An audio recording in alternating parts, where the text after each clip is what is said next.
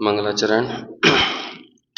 नमो अरिहंताण नमो सेत्तारं नमो आयर्या नमो वज्राय नमो लोये सवसाकुल।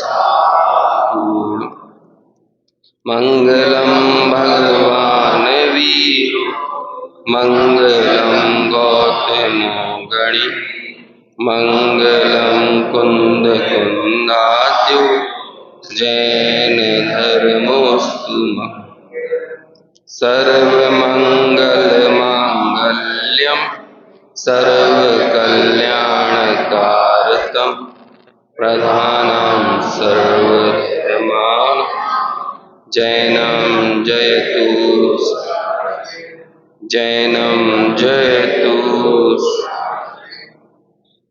वंदितु सर्वसिद्धि धूमचरमणो वमं गतिं पत्ति गोच्छामि समय पाहुड मिणमो सुध केवली धणिनं नमः समय साराय स्वानुभूत्या चकासते चित्स्वभावाय भावाय सर्वभावांतरच्छिद।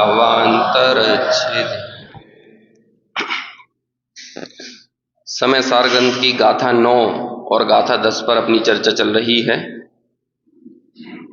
जिसमें व्यवहार ने परमार्थ का प्रतिपादक कैसे है ये उदाहरण से समझाया है।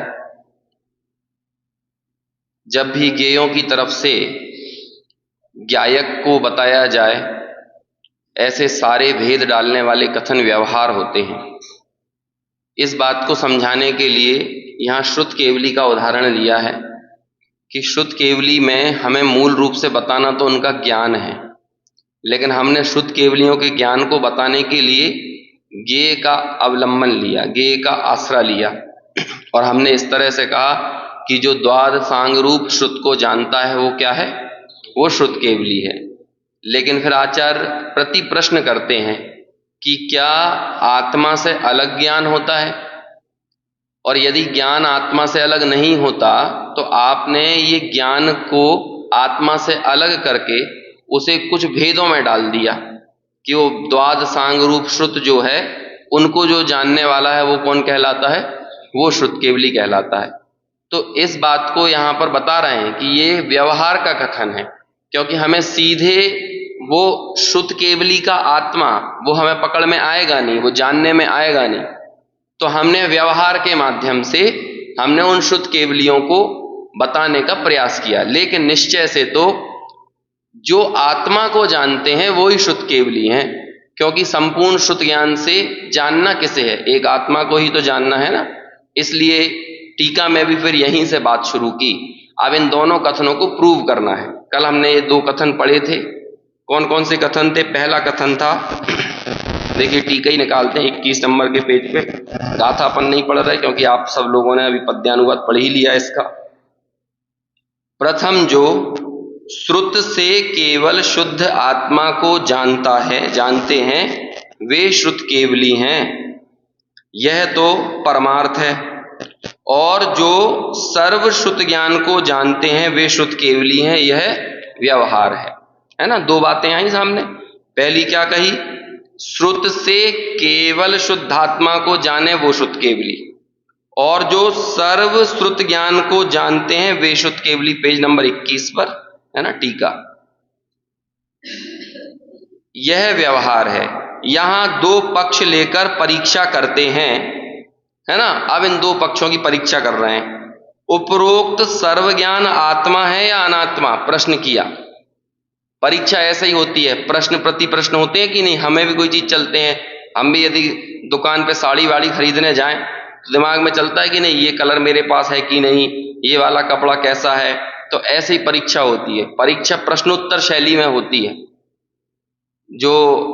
जिस सम्यक सन्मुख मिथ्या दृष्टि की मैं कई बार बात करता हूं, उस वाले प्रकरण में भी ऐसे ही उन्होंने कहा कि बार बार प्रश्न करता है ना। खुद से उत्तर देते बने तो खुद देता है, नहीं तो फिर अन्यत्र किसी जो ज्ञानी जन है उनसे उस प्रश्न का उत्तर पूछता है, और फिर जब जो उत्तर मिलता है उसका विचार करता है, फिर जो विचार करता है उसके ऊपर फिर प्रश्न करता है। तो इसी तरह से प्रश्न उत्तर ये शैली चलती रहती है। ऐसे यहां पर अब देखो इन दो कथनों की परीक्षा हो रही है। कथन नंबर 1 कि जो श्रुत से केवल शुद्धात्मा को जानते हैं वो श्रुत केवली। कथन नंबर 2 जो सर्व श्रुत को जानते हैं वो श्रुत केवली, है ना। जो सारे श्रुत से केवल आत्मा को जाने वो श्रुत केवली, और जो सारे श्रुत को जाने वो श्रुत केवली। तो ये दो कथन हो गए हमारे सामने। फिर प्रश्न किया उपरोक्त सर्वज्ञान आत्मा है या अनात्मा। अब देखो उत्तर देते हैं। यदि अनात्मा का पक्ष लिया जाए तो वह ठीक नहीं है। यदि आप ये कहोगे वो सारा श्रुत ज्ञान क्या है, अनात्मा है, आत्मा नहीं है ना। यदि ऐसा आप पक्ष लोगे तो ये ठीक नहीं है, क्योंकि जो समस्त जड़ रूप अनात्मा आकाश आदिक 5 द्रव्य हैं उनका ज्ञान के साथ तादात्म्य बनता नहीं है, क्योंकि उनमें ज्ञान सिद्ध नहीं है। यदि आप ये कहोगे, चौकी दे दीजिए,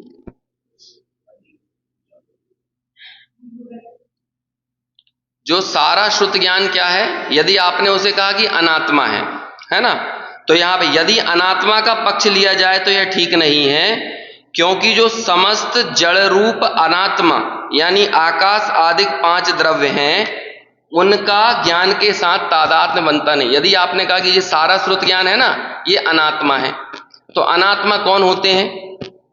6 द्रव्यों में अनात्मा कौन है? 5 द्रव्य अनात्मा है। अनात्मा मतलब जिसमें ज्ञान दर्शन नहीं है वो अनात्मा। तो ये 5 द्रव्य क्या हो गए?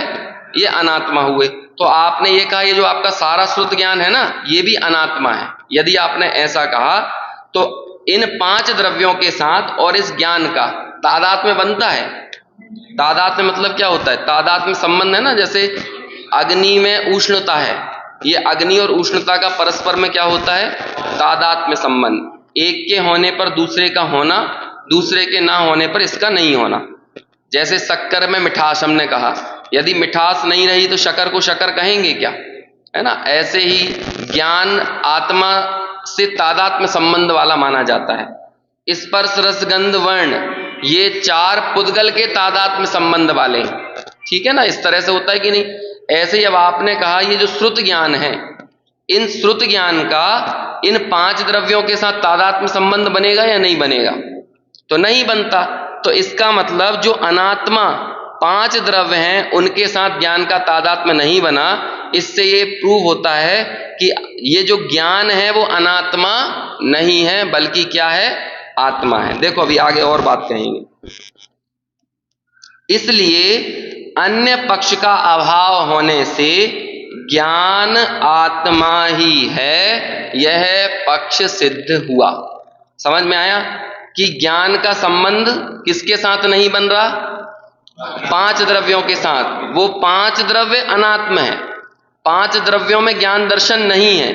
यदि इन 5 द्रव्यों में से किसी के साथ भी ये ज्ञान फिट हो जाता तो हम क्या बोलने लगते कि हाँ जैसे वो 5 द्रव्य अनात्मा है तो ऐसे ही ज्ञान भी क्या हो गया? ज्ञान भी अनात्मा हो गया। ये प्रूव ये करना है कि ये अपन ने जो पद पढ़ा था ना, लाणम अप्पा सव्वम, ये जो तीसरा प्राकृत गाथा में तीसरा पद है 10वें नंबर की गाथा में, लाणम अप्पा सव्वम, ज्ञान सर्व ही आत्मा है, जम्मा सुध केवली तम्मा। इसलिए जो श्रुत केवली हैं वो क्या है? जम्मा सुध केवली तम्मा, कि वो श्रुत केवली वो ही है जो आत्मा है। आत्मा से अलग श्रुत केवली श्रुत ज्ञान कुछ नहीं है। ये प्रूव करने के लिए ये पूरी चर्चा आगे बढ़ रही है। इसलिए श्रुत ज्ञान भी आत्मा ही है, ठीक है ना, क्योंकि वो श्रुत ज्ञान को हमने 5 द्रव्यों से जोड़ नहीं पाए। हमें अल्टीमेटली उस श्रुत ज्ञान को किस में फिट करना पड़ेगा? आत्मा में ही करना पड़ेगा, नहीं है ही, है ना। वो तो हमें आप जब किसी चीज को प्रूव किया जाता है तो ऐसे ही किया जाता है। जैसे कि हम लोग वो थ्योरम वगैरह प्रूव करते थे ना, मैथमेटिक्स में सवाल करते थे, तो उसका उत्तर पहले से निश्चित होता था कि नहीं होता था? होता था ना। लेकिन फिर भी हम प्रूव करने के लिए ऐसे करते थे कि माना कि इसका उत्तर x है। अब x होता नहीं है, लेकिन बाद में वो x को मानकर आप आगे बढ़ते हो और उस x में ही आंसर आ जाता है। फिर बाद में क्या होता है, जो मैथमेटिक्स में ऐसे ही होता था ना, x में ही वो आंसर निकल के आ जाएगा। तो ऐसे ही यद्यपि वो ज्ञान आत्मा है, ये तो प्रूव्ड है, लेकिन अभी अज्ञानी के ज्ञान में प्रूव्ड नहीं है ना। अभी हम लोगों को क्या लगता है आत्मा, देखो इतनी छोटा सा सूत्र समझना है जैनागम में, उपयोगो लक्षणम, बस इतना सा सूत्र समझना है हमको और कुछ नहीं समझना। पूरा जैनागम का विस्तार इतने के लिए है, लक्षण से लक्ष्य तक पहुंचना। हम लोगों को अपना लक्षण उपयोग नहीं लगता है, बाकी सब लगता है। उपयोग मतलब क्या हुआ, ज्ञान और दर्शन ही तो हुआ, लेकिन हमें यही नहीं लगता है। तो अपन बोलो ना, हम हमारी क्वालिटीज बताएंगे तो क्या बताएंगे उसमें, मैं गोरा हूं, मैं काला हूं, मैं लंबा हूं, मैं मोटा हूं, मैं यहां नौकरी करता हूं, मैं इतना पैसे वाला हूं, इतना संपत्ति वाला हूं। आचार्य कह रहे हैं कि उपयोग ही तुम्हारा लक्षण है। हमें तुम तक पहुंचने के लिए धन संपत्ति रुपया पैसे से नहीं पहुंच सकते, हम तुम तक सिर्फ उपयोग से पहुंच सकते हैं। और हम भी अपने तक उपयोग से ही पहुंच सकते हैं। हम अपने को तक पहुंचने के लिए दूसरे साधनों का इस्तेमाल करें तो वो कभी होने वाला नहीं है। समझ में आया?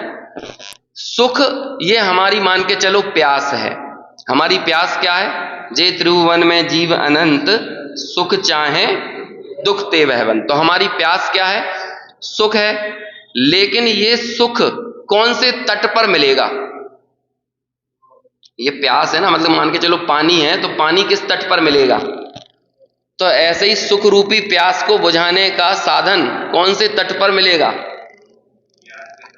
ज्ञान के तट पर मिलेगा कि दुकान गाड़ी मकान इन सब चीजों के उस पर मिलेगा है। घर गृहस्थी हम लोग अनादिकाल से कर क्या रहे हैं, हमारी ये प्यास गलत किनारों पर अपना सर रगड़ रही है। समझ में आया?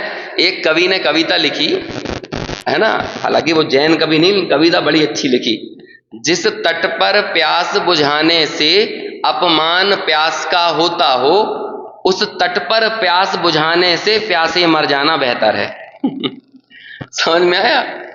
जिस तट पर प्यास बुझाने से, हम लोग हमारी इस सुख रूपी प्यास को बुझाने किस तट पर गए, हम लोग कहां गए, हम लोग गए कि शायद सिनेमा हॉल में जाएंगे तो प्यास बुझ जाएगी। समझ में आया ना? हम लोगों ने सोचा कि चलो अभी मौसम अच्छा है तो लेक व्यू पर जाएं और वहां पर वोटिंग करें, वहीं भुट्टा खाएंगे है ना, और बढ़िया नजारों को देखेंगे तो हमारी प्यास बुझ जाएगी है ना।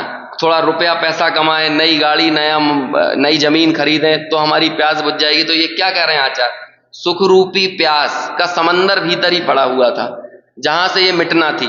लेकिन हमने क्या किया, इस प्यास को बुझाने कहां चले गए, बाहर गए, भोगों में गए, विषयों में गए। तो कहते हैं ये तुम्हारी प्यास का अपमान है, इससे अच्छा है कि तुम प्यासे मर जाओ।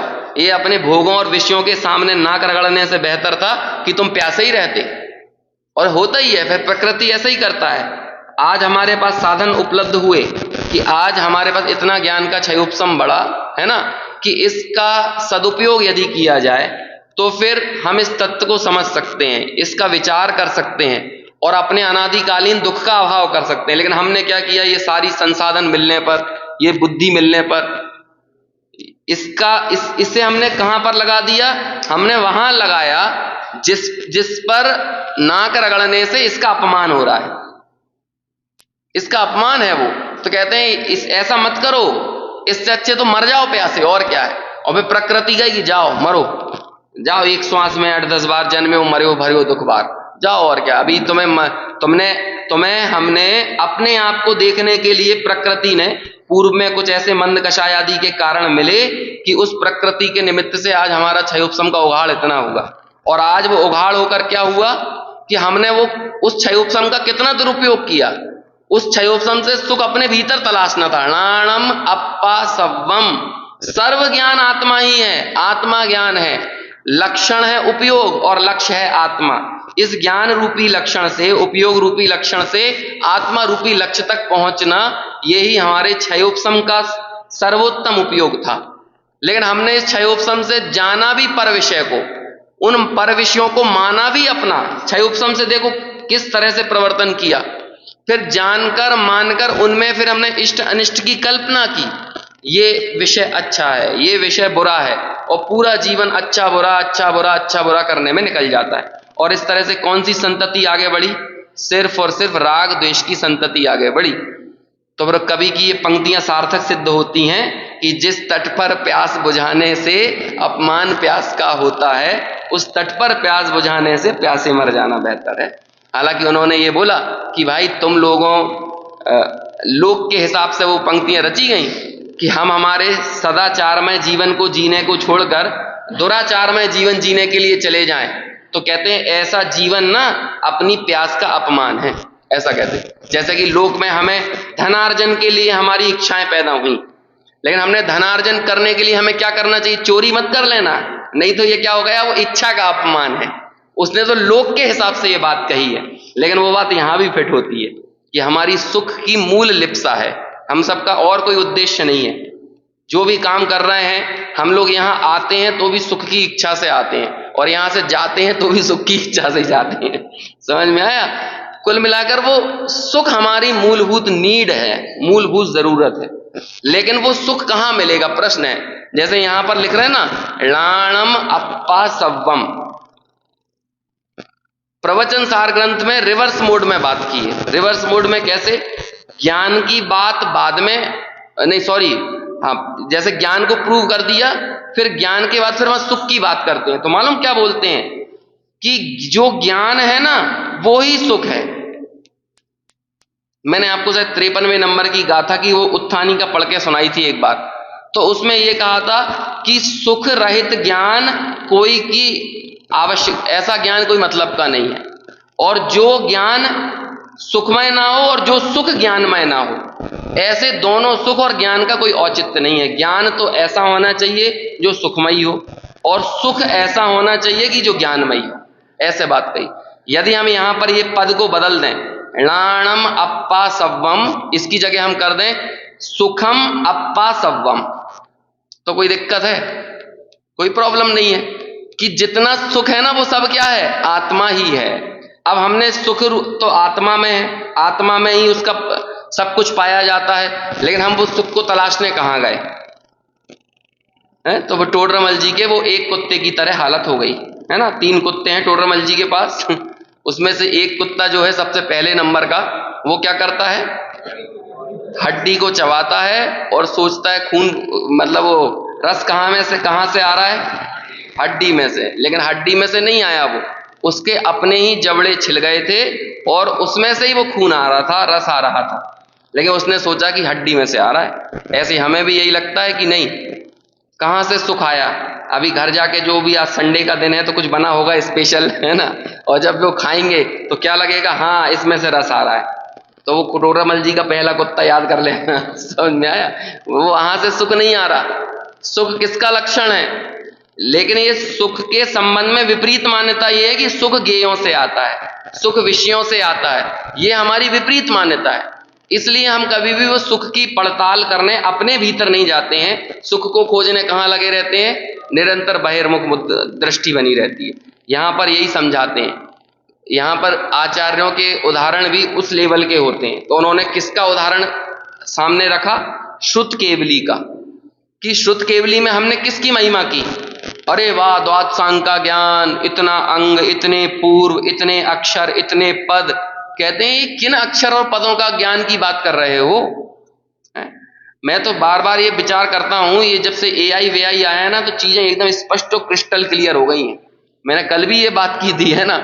देखो, ये सब क्षयोपम ज्ञान पुद्गल है, आपको ज्यादा क्यों इस दौड़ में भागना है? पहले बहुत लगता था, एक दौर हुआ करता था, जैसे हम कविता लिख देते थे, या मैंने कुछ 10-15 लाइनें लिख दी, गाना बना दिया, गीत लिख दिया, तो हमें ऐसा लगता था देखो मैंने कितना बड़ा काम कर दिया, मैंने कविता लिख दी है। इन सब का चित्र बना दिया, तो चित्र बनाने पे हम लोग अपने आप को कितना बड़ा समझते थे। लेकिन कहते हैं कि ये सारा क्षयोपम ज्ञान यहां सब लगाना ये मूल उद्देश्य नहीं है जीवन का। ये काम अब पुद्गल कर रहा है। अब आप समझो ना, ये काम कौन कर रहा है? वो गिबली आर्ट जो थी ना, गिबली, उस गिबली ने ये क्या, वो आर्ट जापान की आर्ट है, तो वो जो उसका आर्टिस्ट था, उस आर्टिस्ट ने अपना जीवन लगा दिया होगा उस आर्ट को डिजाइन करने में। अब उस आर्ट का मजाक बना दिया एआई ने। बोलो हुआ कि नहीं? बना बना के ऐसे सेकंड्सों में गिबली आर्ट बना बना के फेंकने लगा। जब आप फोटो डालते हो गिबली आर्ट बना देता, फोटो डालते हो गिबली आर्ट। इतना तेज तो वो भी नहीं बना पाता वो आर्टिस्ट। समझ में आया कि नहीं? ये मजाक नहीं हो गया। ये कविताएं लिखने पे लोग, आप बोलो आप कोई कैसी कविता लिखवाना है, कैसी तुकबंदी, संस्कृत की ऐसी ऐसी कविताएं लिखेंगे। ये होता है ना, इसकी बहुत पहले महिमा होती थी। जैसे कि जिस वाक्य से आप एक अपने एक बहुत फेमस रचना है, आपको पता होगी संस्कृत की, कि आप उसको ऐसे पढ़ते हो तो रामायण होती है और ऐसे पढ़ते हो तो महाभारत होती है। एक ही रचना है, रचना दो नहीं है ना। उसे क्या नाम दिया उसको, ऐसे 24 बंद तक हो जाते हैं। एक कविता में से 24 अर्थ निकलते हैं। उसे 24 तरीके से पढ़ो तो 24 अर्थ निकलेंगे। ऐसी ऐसी कलाएं, प्रतिभा का विस्तार हुआ है। और ऐसी ही प्रतिभाएं ये द्वादशांग में विस्तृत होती हैं। द्वादशांग में कौन सा ज्ञान नहीं होता? विद्यानुवाद पूर्व है ना, विद्यानुवाद पूर्व। आप विद्यानुवाद पूर्व के बारे में सुनोगे तो दुनिया भर की जितनी प्रतिभाएं सब उसके अंदर आ जाती हैं। संगीत की पराकाष्ठा, उसका ज्ञान होता है विद्यानुवाद पूर्व में। जितने ये संगीत की धाराएं, संगीत कोई छोटी मोटी चीज नहीं है। संगीत की साधना करने में पूरा जीवन लगा दोगे ना तो एक राग को नहीं पा पाएगा कोई व्यक्ति। और आप हम हमारे जीवन में देखते हैं कि एक पूरा जीवन लगा दिया, कोई व्यक्ति बांसुरी को में ही सिद्धहस्त हो पाता है, पूरा जीवन लगा देता है वीणा बजाने में ही सिद्धहस्त हो पाता है। ये सब चीजें हमने करी ना, जीवन लगा दिया, पूरा हुनर अर्जित करने में पूरा जीवन चला गया, लेकिन वो हुनर अपने स्वरूप को जानने में नहीं लगा। इसलिए बोलो उस प्रतिभा का बाद में क्या होगा?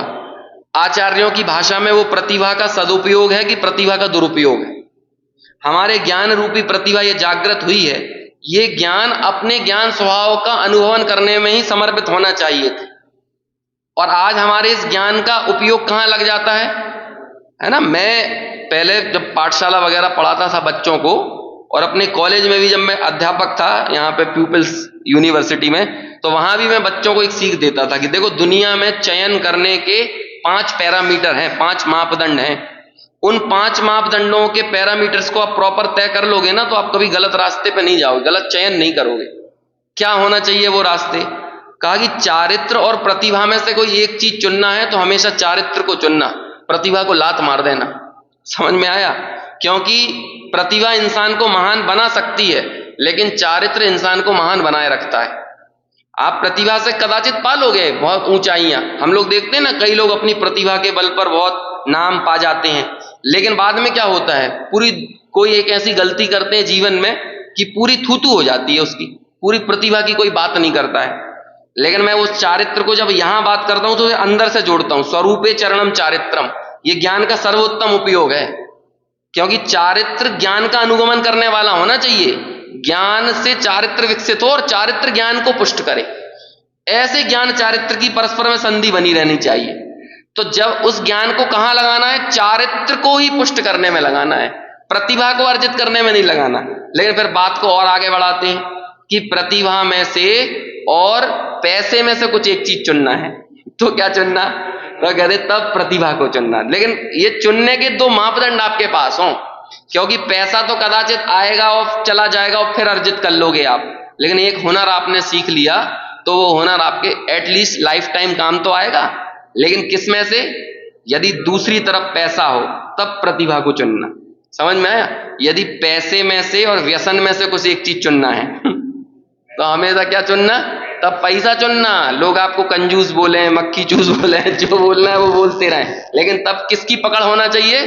पैसे की पकड़ होना चाहिए। ये नहीं कि यार चलो थोड़ा सा उड़ाया जाए, इस क्लब में चलें, ये पार्टी करें, ये वो फला करें, ये ठिकाना, नहीं, तब तो पैसे से चिपक जाओ।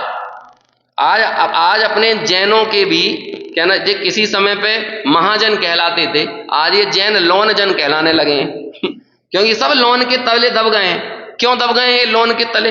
क्यों इन पर लोन का बोझ पड़ गया है? क्योंकि इनकी पैसे की पकड़ ढीली पड़ी है और व्यसनों में घुसने की पकड़ बढ़ गई है, इसलिए इन्हें लेना पड़ा। ये दुनिया को वो करने लगे हैं। दुनिया को मजा आता है इन सब चीजों में, लोन लेके वर्ल्ड टूर पे घूमने में। तुम नहीं, तुम अपनी सामर्थ्य के अनुसार काम करो, पैसे की पकड़ मजबूत करो यहाँ पे लेकिन सामने क्या हो? यदि व्यसन हो, और फिर इससे भी एक्सट्रीम लेवल के, यदि व्यसन और बुरी संगति में से किसी एक चीज को चुनना है समझ में आया? तो कदाचित व्यसन को चुन लेना, लेकिन बुरी संगति को कभी मत चुनना, क्योंकि व्यसन से तुम्हारा एक जीवन बर्बाद होगा, लेकिन बुरी संगति से ये जन्म भी बर्बाद होगा और इसके जन्म के बाद वाले जन्म भी बर्बाद होंगे। और बुरी संगति का विस्तार बहुत बड़ा है, कुसंग का विस्तार बहुत बड़ा है। कुदेव, कुगुरु, कुशास्त्र ये भी कुसंग में ही आते हैं। समझ में आया? 6 अनायतन कुसंग में आते हैं, है ना? मिथ्या देव, मिथ्या गुरु, मिथ्या धर्म और उनके सेवक, ये सब भी किस में आते हैं? हम सब लोग ऐसे माहौल में घिरे हुए हैं कि हम उससे अट्रैक्ट हुए बिना नहीं रह पाते। तो उससे कितना संबंध रखना है, इस बात का हमारे अंदर विचार और विवेक होना चाहिए। समझ में आया कि नहीं? तो ये पैरामीटर यदि हमारे जीवन में रहेंगे तो हम कभी गलत फैसला नहीं ले पाएंगे। आप बस इतनी चीजों को ध्यान में रखिए। लेकिन सबसे ऊपर कौन रखा अपन ने इसमें? चारित्र। क्यों रखा? क्योंकि आज दिख रहा है एआई से आप जो प्रतिभा अर्जित कर रहे थे, जो हम कविता सोच सोच के लिखते थे ना, आप बस उसको कोड वर्ड दे दो, वो कविता लिख देगा। प्राकृत की गाथाएं बना देगा एआई, संस्कृत के श्लोक लिख देगा। अब सोचो, अब किस ज्ञान की हम महिमा करें? कोई चित्रकारी करता था, कोई, अब आने वाले समय में पता नहीं क्या क्या होगा। खेती वेती तो आजकल होने ही लगी है एआई के माध्यम से, है ना? आने वाले समय में तो इंसान को एकदम निठल्ला बना के छोड़ेंगे बिल्कुल कोई काम नहीं करेगा वो। उसके लिए गाना, पहले पूरा बचपना जीवन गुजर जाता था। इसलिए हम लोग क्यों करते थे ये? जैसे कि बच्चे को हमने संगीत सिखाने में लगा दिया, क्यों? ताकि एटलीस्ट वो वहां फोकस्ड रहेगा तो दूसरी जगह पर नहीं जाएगा। गलत संगति में, खाली दिमाग शैतान का घर होता है ना, तो हमने उसको स्पेसिफिक बांध दिया कि बेटा संगीत से बंध जाओ। हमने बेटे को बांध दिया, बेटा नाच सीखो, डांस सीखो। हमने बांध दिया उसको एक उद्देश्य दे दिया।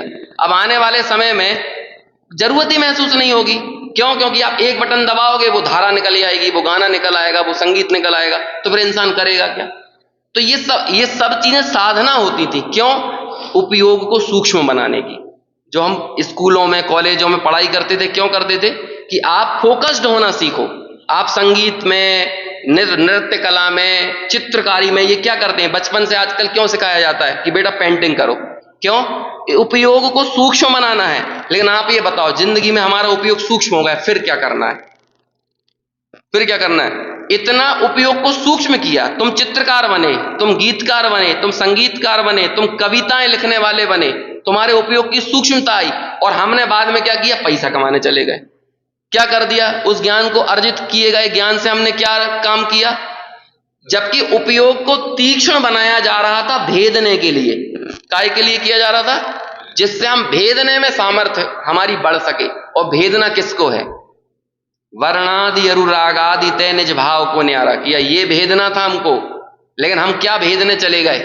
क्या इकट्ठा करने? भेदना तो छोड़ो, और पर की चीजों को अपना बनाने चले गए।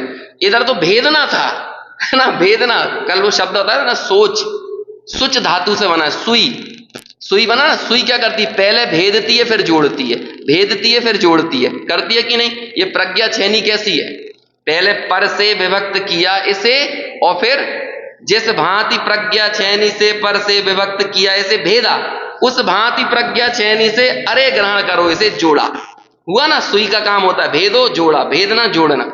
ऐसे ही प्रज्ञा छेनी से पहले भेदो और फिर अपने उपयोग को उपयोग में जोड़ो। यही जीवन का एकमात्र लक्ष्य और उद्देश्य होना चाहिए।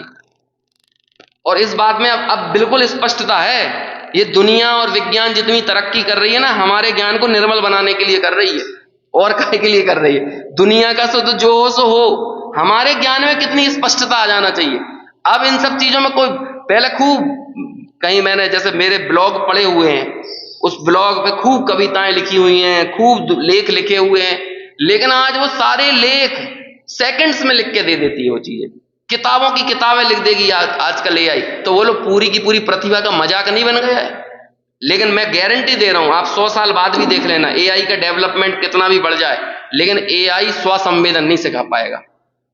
तो यदि हम लोगों को जड़ से मजबूत दिखना है ना, यदि हमें लगता है हाँ जड़ से हमारी कुछ विशेषता है, क्या कहते हैं उसे? पुद्गल नव धर्म अधर्म काल इन ते न्यारी है जीव चाल। यदि जीव की चाल इससे न्यारी दिखना है तो एक ही चीज से दिख सकती है न्यारी, और वो है स्वसंवेदन से, बस। और किसी चीज से नहीं दिख सकती। नहीं तो हम लोग भी क्या करें, जैसी पुद्गल की चाल है वैसे ही हमारी चाल है। जो पुद्गल काम कर रहा है वही काम हम कर रहे हैं। हमने भी सूचनाएं संग्रहण करने में, सूचनाओं का विश्लेषण करने में जीवन लगा दिया। विश्लेषण मत करो, संश्लेषण करो। श्लेष, श्लेष यानी क्या होता है? जुड़ा हुआ। इस जुड़े हुए को तोड़ो मत, बल्कि जुड़े हुए में अपने उपयोग को और जोड़ो। इसे बोलते हैं संश्लेष, सम्यक प्रकार से जुड़ना, सम्यक प्रकार से जुड़ना। लेकिन सम्यक प्रकार से जुड़ने के लिए खुद को बाहर से तोड़ना पड़ेगा। ये बात इन पूरे समय सार का मूल उद्देश्य, मूल प्रतिपाद्य है, ये समझाना चाह रहे हैं। अब ऐसे में विस्तार कितना भी करता जाऊं, एक एक गाथा, एक एक टीका का, लेकिन पहले हमारा नजरिया तो स्पष्ट होना चाहिए, एक ही धुन सवार होना चाहिए। मैं आपसे ये नहीं बोल रहा कि आप अपने अपने काम छोड़ दो, लेकिन उस काम के करते समय आप अपनी धुन बनाए रखो। आप खुद देखोगे छूटने योग्य चीज छूट जाएगी। आप क्या कर देंगे? जब मूर्ति बनती है तो एक ऐसी शिला रख दी जाती है, पूरी शिला की शिला रख दी, तो क्या करता है वो व्यक्ति मूर्ति बनाने के लिए? क्या करता है? जोड़ता है कि बाहर की चीजें हटा देता है। जो हटाने योग्य वो हटा देता है, जो हटाने योग्य वो हटाता जाता है, तो उस पूरी शिला में से क्या उभर कर सामने आ जाता है?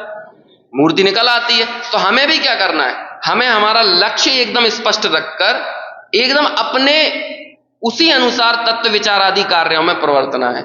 आप खुद देखोगे अलग होने वाली चीज अलग हो जाएगी, और जो उभर कर आने योग्य है वो सामने उभर कर आ जाएगा। बस यही होता है। भगवान बनने का, सिद्ध बनने का कोई दूसरा मार्ग और उपाय नहीं है। इसी तरह से हटाने योग्य चीज को हटाते गए और उभर के आने वाली चीज उभर कर अपने आप सामने आ जाती है। जैसे लोक में इस तरह, यही सबसे बड़ी कला है। ज्ञान कला जिनके घट जागी, है ना, वो बनारसी दास जी का पद है। उन्होंने किसको कला कहा है? ज्ञान को कला। ज्ञान मतलब उसका पूरा नाम है भेद विज्ञान कला। भेद विज्ञान की कला वही सब कुछ है। आप देखो ना, आटे में आपको दिख जाता है कि नहीं कितनी रोटियां हैं? वो बना रहता है, गुथा हुआ लोई बनी रहती है, वो क्या कहते हैं, पूरा का पूरा। हाँ, उसन के जो रख लेते हैं आटा, उसमें दिख जाती है कितनी रोटियां की नहीं। कहां से दिख गई? कि 14 रोटी बनेंगी, अभी तो 5-6 और बनाना पड़ेगा, तो थोड़ा और उसनो। अरे उतना छोड़ो, यदि ऐसे ढेर लगा हो तो दिख जाता है कि नहीं। दृष्टि कहां से दिखी? वो ही दृष्टि तो यहां लेके आना है। जो जिस कार्य में पारंगत होता है उसे वो चीज दिख जाती है कि नहीं? समझ में आया? अपने आप तो ऐसे ही ज्ञानियों को दिख गया है। बस इसी वर्णादि रागादि के बीच में उन्हें अपना निज भाव दिख गया है, ज्ञायक भाव दिख गया है। और इतने से ज्ञायक भाव को दिखाने के लिए सारा का सारा उपक्रम और प्रयास किया जा रहा है। अब आचार्य बोलते हैं कि यदि तुमको वो शब्द आदि जो हैं, द्वादशांग का ज्ञान है, यदि उस द्वादशांग के ज्ञान को ज्ञान स्वभाव से अलग कर दोगे तो वो क्या बचेगा? उसकी क्या मूल्य रह जाएगा? उन शब्दों का, उन अर्थों का। हम श्रुत ज्ञान की कीमत क्यों कर रहे हैं? उन पदों के कारण कर रहे हैं, उन शब्दों के कारण कर रहे हैं, या फिर वो ज्ञान भाव में ही गर्भित है, ज्ञान स्वभाव से वो अलग नहीं है, इसलिए तो श्रुत केवली है। मान के चलो उस सबको निकाल दिया जाए श्रुत केवली में से और यहां पर शब्दात्मक तौर पर फैला दिया जाए, तब आप ये कहोगे कि ये जो फैले हुए शब्द हैं ये श्रुत केवली है। ऐसा कह सकते हैं हम? तो श्रुत केवली कौन है? जो ज्ञान जिसमें वो है, जिसमें वो गर्भित है। ये मतलब है णाणम अप्पा सव्वम, ज्ञान सर्व ही आत्मा है, ज्ञान सर्व ही आत्मा है। समझ में आया कि नहीं? नींद आ रही है? ज्ञान ही आत्मा है भाई। इतनी सी बात को बताने के लिए विभिन्न युक्तियों से बता रहे हैं यही चीज। देखो आगे बढ़ते हैं। इसलिए श्रुत ज्ञान भी आत्मा ही है। ये श्रुत ज्ञान भी इसलिए कह रहे हैं कि ऐसे बाकी ज्ञान भी आत्मा ही है, मति ज्ञान भी आत्मा ही है। मति ज्ञान आत्मा से अलग है क्या? अवधि ज्ञान, मना पर्याय, केवल ज्ञान ये अलग है क्या? सब आत्मा ही है। हम इन पृथक पृथक ज्ञानों की तो कीमत करने लगे, मतलब हमको विशेष दिखने लगा, लेकिन सामान्य ज्ञान नहीं देखा। तो सामान्य का आविर्भाव होना चाहिए ना, विशेष का तिरोभाव होना है। यही तो इस समय सार का एकमात्र लक्ष्य और उद्देश्य है। ये वाले शब्द में अब दिक्कत तो नहीं हो रही, आविर्भाव और तिरोभाव, है ना, क्योंकि अभी तो इंट्रोड्यूस हुए नहीं है ये शब्द। ये इंट्रोड्यूस होंगे 14-15 गाथा में, लेकिन मैं उसके पहले ही इतनी बार बात कर ले रहा हूं कि हमें ये शब्द बोलते से पता चलना चाहिए। आविर्भाव मतलब क्या और तिरोभाव मतलब क्या, है ना? उत्पन्न होना और नीचे जाना। बिल्कुल मैकेनिज्म, अपने दिमाग की प्रोग्रामिंग कर लो। इसी तरह से हमारी प्रोग्रामिंग बहुत ऐसी है।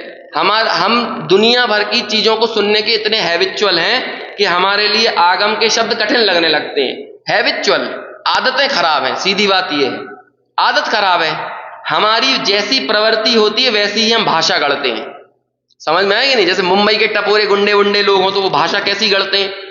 जैसी उनकी प्रवृत्ति होती है, क्या करेला है, कहां जा रेला है, ऐसी बातें करेंगे ना। क्यों करेंगे? उसी माहौल में रह के। आप जैसी प्रवृत्तियों से ग्रस्त होते हो आप भाषा वही गढ़ते हो।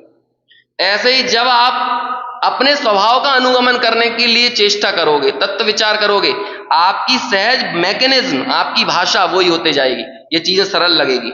हमें स्थूल चीजें नहीं सिखाना है। हमारा दिमाग तो कहां चलता है? हमारा दिमाग तो इसमें चलता है कि चलो एक नई पिक्चर लग गई है, चलो उसको देख के आते हैं, चलो आज संडे है तो आज रेस्टोरेंट में खाना खाते हैं। यही चीजें समझ में आती। आज क्रिकेट मैच में आज क्या होने वाला है, मैच में आज देखा जाए, है ना, पानी गिर गया, मौसम अनुकूल हो गया, चारों तरफ हरियाली छा गई, तो यही स्थूल हमारी दिमाग चल रहा है। और इन्हीं स्थूल बातों को कोई करता है तो हमें वो चीजें जल्दी पकड़ में आती हैं। इस स्थूलता को तो छोड़ना है। जो हमारी अनादिकालीन आदतें पड़ी हैं उसके विरुद्ध में ही तो ये सारी की सारी जंग चल रही है, उन आदतों के विरुद्ध ही। और आप यहां आके बैठो और मैं आपकी उसी स्थूल बुद्धि को पुष्ट करने लगूं, तो ये तो जैन शासन के साथ अन्याय है। जैन शासन के साथ मतलब जो प्ररूपणा करना चाहिए था वो प्ररूपणा के विरुद्ध जाकर आपकी उस स्थूलता को ही पुष्ट कर दिया, तो क्या हो गया? तो जैसे हम जी रहे थे वैसे ही यहां भी जी रहे हैं। तब जाके हम कहते हैं कि जैसे घर में वैसे ही यहां। क्यों?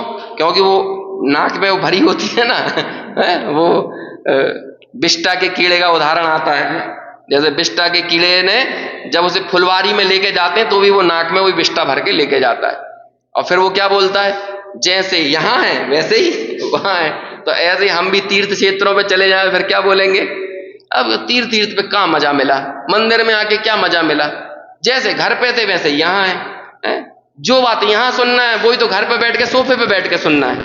तो क्या मतलब है? जैसे यहां वैसे ही वहां। अरे जमीन आसमान का अंतर है। घर से निष्क्रमण होना ये दुनिया का सबसे बड़ा पुरुषार्थ है। हमें समझ में नहीं आता ये बात। सबसे बड़ा, आज हम 1 घंटे के लिए घर नहीं छोड़ पा रहे, तो सोचो मुनि बनने के लिए कैसे घर छोड़ पाएंगे?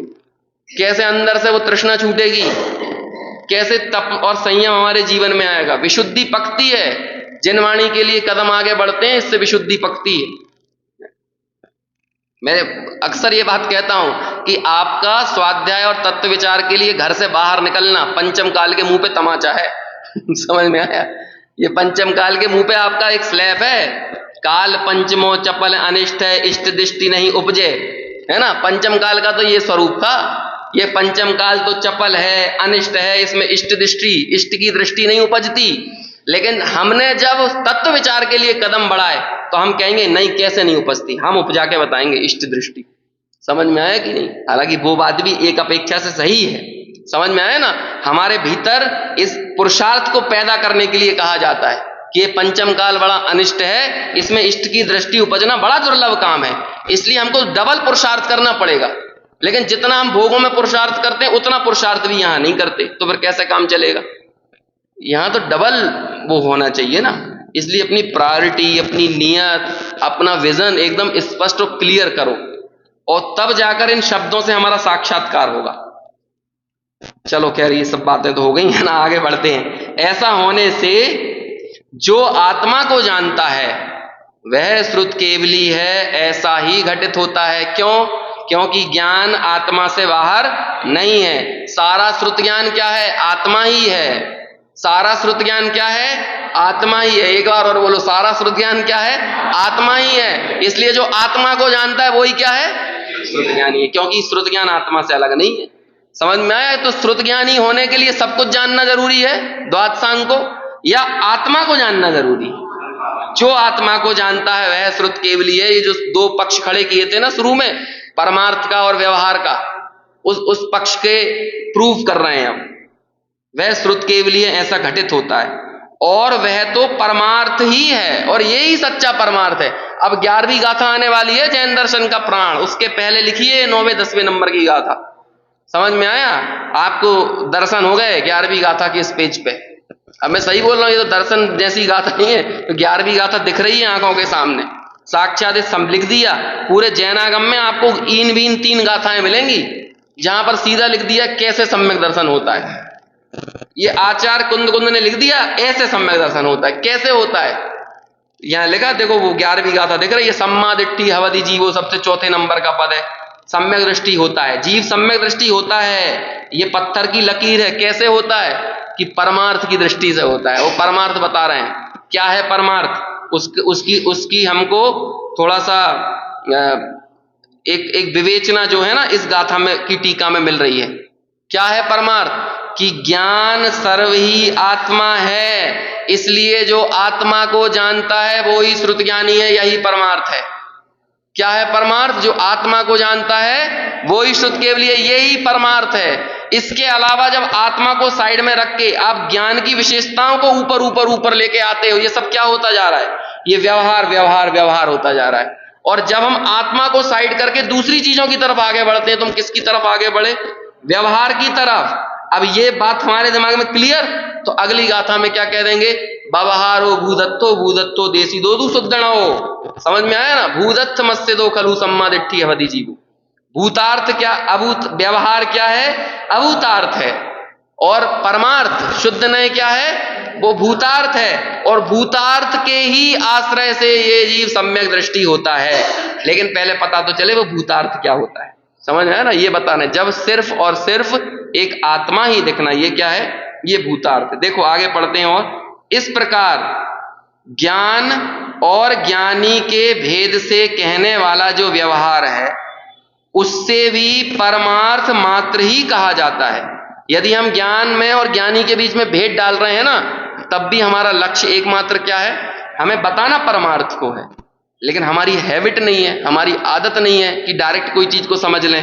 तो हमें कैसे बताना पड़ता है, भेद करके बताना पड़ता है। आप जिसे जानते नहीं हो तो उसके कुछ उपलक्षणों से बताना पड़ता है कि नहीं, लेकिन वो उपलक्षण किस लिए बताए, उस मूल लक्ष्य तक पहुंचने के लिए। समझ में आया, हम किसी व्यक्ति को नहीं जानते तो हम कैसे करेंगे, उसके पास जाने की प्रक्रिया क्या होगी। जैसे मान के चलो कोई सतपथ भवन में आया ना हो, तो हम कैसे बताएंगे उसे। कोई MP नगर से आना हो, न्यू मार्केट से आना हो, तो उसे कहेंगे ना, भैया ये वाली बस पकड़ लेना, या ओला कर लेना और ओला से 10 नंबर मार्केट पहुंच जाना। फिर 10 नंबर मार्केट में ऐसा करना कि वहां तुम्हें एक तिराहा मिलेगा, उस तिराहे से फिर ऐसा राइट मुड़ जाना कि लेफ्ट मुड़ जाना, है ना। फिर साइड में एक छोटी सी गली मिलेगी। आप ये इतना सब क्यों कर रहे हो, एक अभेद सतपथ भवन को दिखाने के लिए।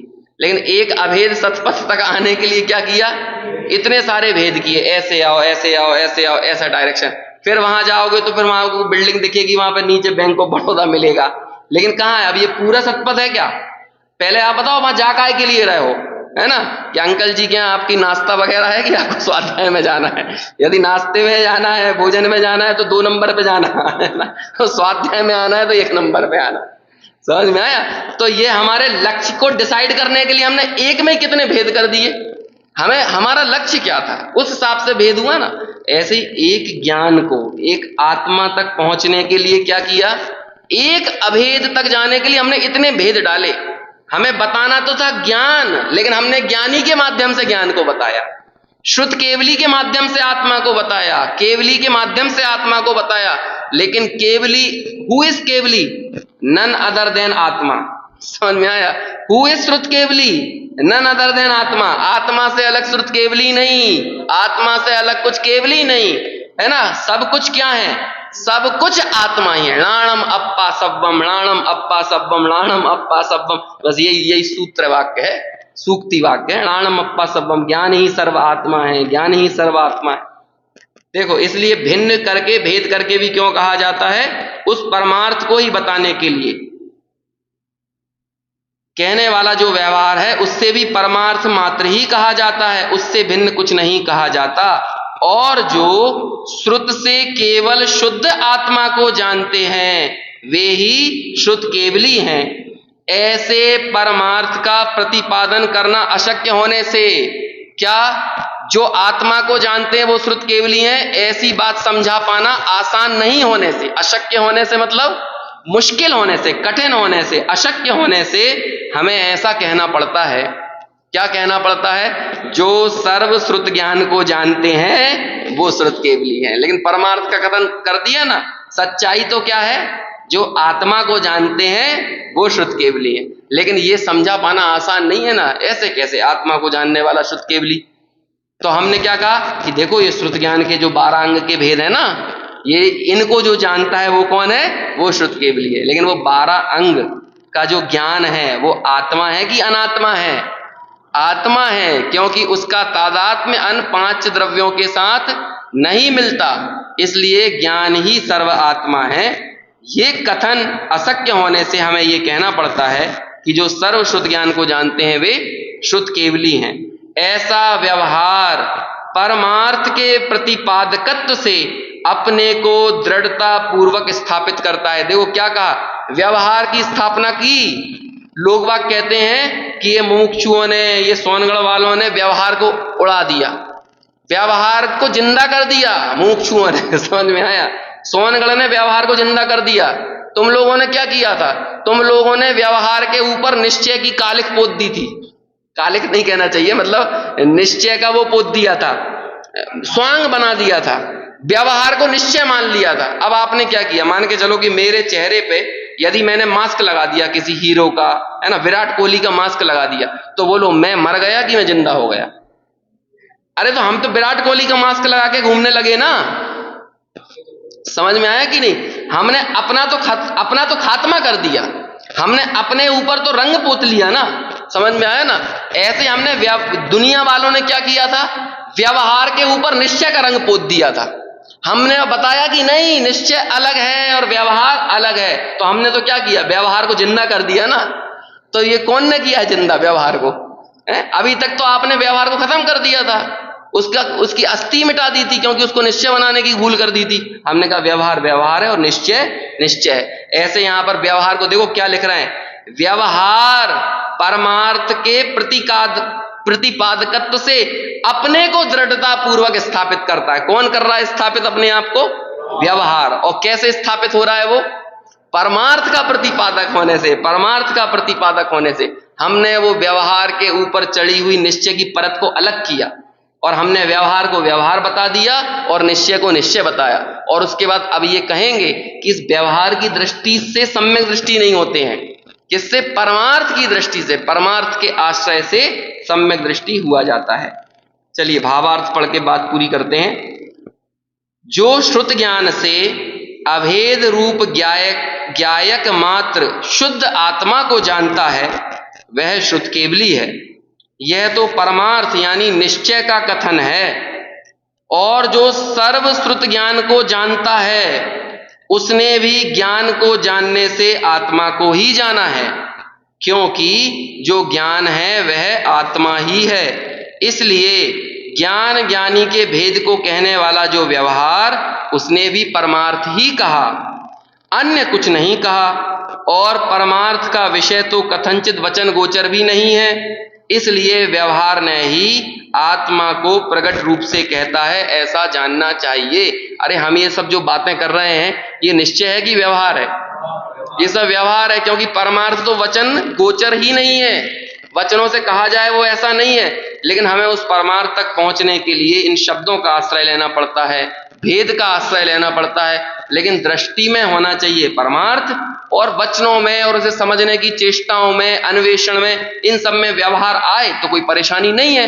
लेकिन आप उन व्यवहार को ही परमार्थ ना मान लें, इस बात की हमें सनद जागरूकता हमेशा रहना चाहिए। इस तरह से ये अपनी 10वीं गाथा पूरी होती है। अब जो जैन दर्शन की प्राण स्वरूप गाथा कही है उसकी चर्चा आगे कल से करते हैं।